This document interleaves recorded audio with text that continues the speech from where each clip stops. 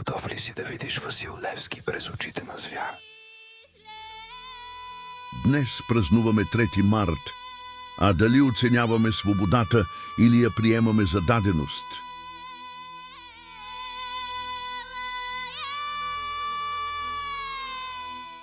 Той не беше цар, не беше генерал, но съдбата на България тежеше на раменете му. В сенките не стоеше човек, а легенда, която никой не можеше да окове. Глава на лъв, сърце, което не познава страх, пламък, който не може да бъде угасен. Да, точно така. Дали това е апостола? Левски. Васил Левски. Ако днес Левски беше жив, щеше ли да се гордее според теб?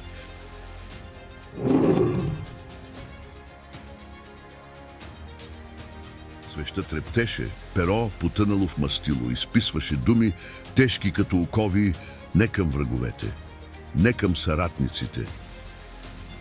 Към бъдещето, към България днес, към нас. Днес ние сме свободни, но живеем ли с тази свобода?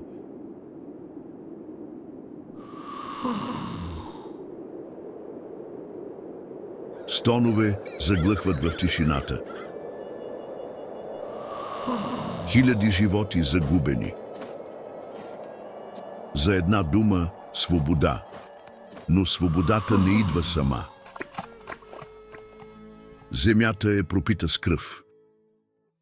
Иска мъже, които знаят, че няма да видят утрешния ден. Тя иска жертви. А Левски го знаеше, но не спря.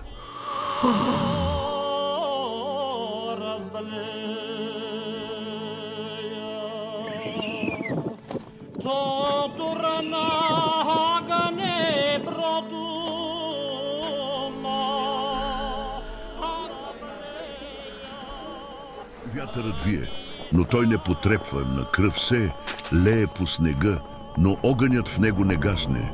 Оковите се стягат, но духът му остава свободен. Последен дъх, последен поглед, последен бунт.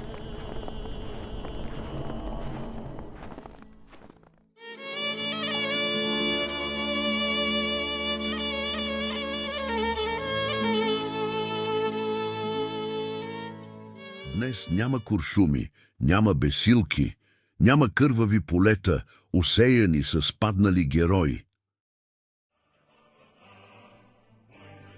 Какво е свободата, ако я приемаме за даденост? Какво е жертвата, ако не я помним? Левски не умира, когато го обесват, Левски умира, когато го забравим. А ти? Да, точно ти.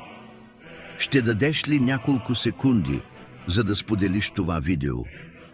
Или ще останеш безразличен?